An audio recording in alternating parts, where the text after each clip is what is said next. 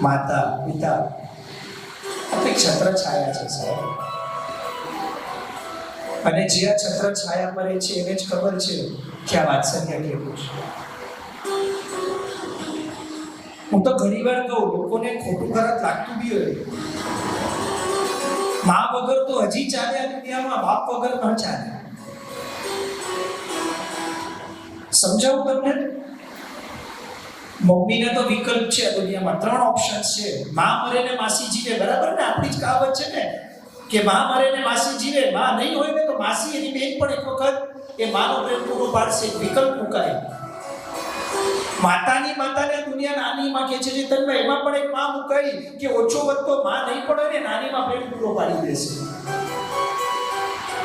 માતાના ભાઈને આપણે મામા કીધા, બરાબર?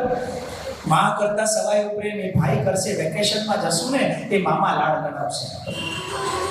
એટલે મમ્મીના તો 3 ઓપ્શન આવ્યા ને, માસી, નાનીમાં અને મામા.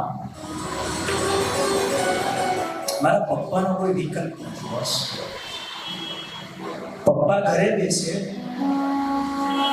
અને એની જગ્યાએ બીજું કોઈ કમાવા જાય ને આપણું ઘર ચલાવે ને એવી આ સમાજમાં કોઈ વ્યવસ્થા નથી.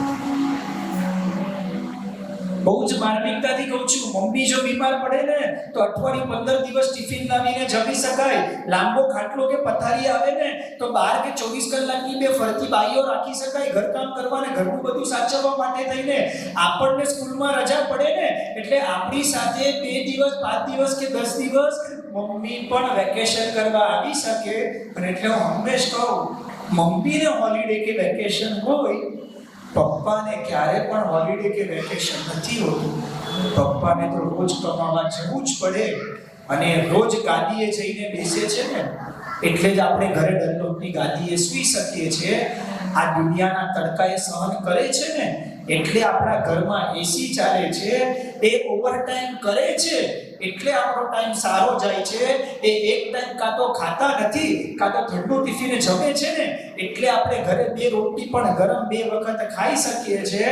એ છે તો સ્કૂલની ફીસો છે, એ છે તો કોઈ માનવું પડે મેડિક્લેમ છે, જીવતે જીવત તકલીફ ન પડે એવી ઇન્સ્યોરન્સ પોલિસી છે, એ છે તો નાનપણના રમકડા છે, એની હયાતીમાં દરેક તહેવારો છે, એની હાજરીમાં ઓછા પર્સન્ટેજ એવી મનગમતી કોલેજમાં કેરિયર બનાવવા માટે લાગવગ નામનું ડોનેશન ભરાય છે. મને તો એટલું સમજાય છે, પપ્પા જો જીવે છે તો દિવાળીમાં ફટાકડા, મીઠાઈ, ડ્રાયફ્રૂટ, નવા કપડા, કોકના ઘરે જઈને સાલ મુબારક છે. 25મી ડિસેમ્બરે ચર્ચ અને મોલની બહાર આજની પેઢી સાન્ટા ક્લોઝ ગોતે કે આપશે એક સરસ મજાની ગિફ્ટ, મેરી ક્રિસમસ કહેશું એટલે માગ્યા કરતા મોટું રમકડું આપણી કલ્પનાની બહારનું જેને લાવીને આપ્યું ને, આપણા બાપ કરતા મોટો સાન્ટા ક્લોઝ આ દુનિયામાં બીજો કોઈ નથી સાહેબ. એટલે સમજી લેજો.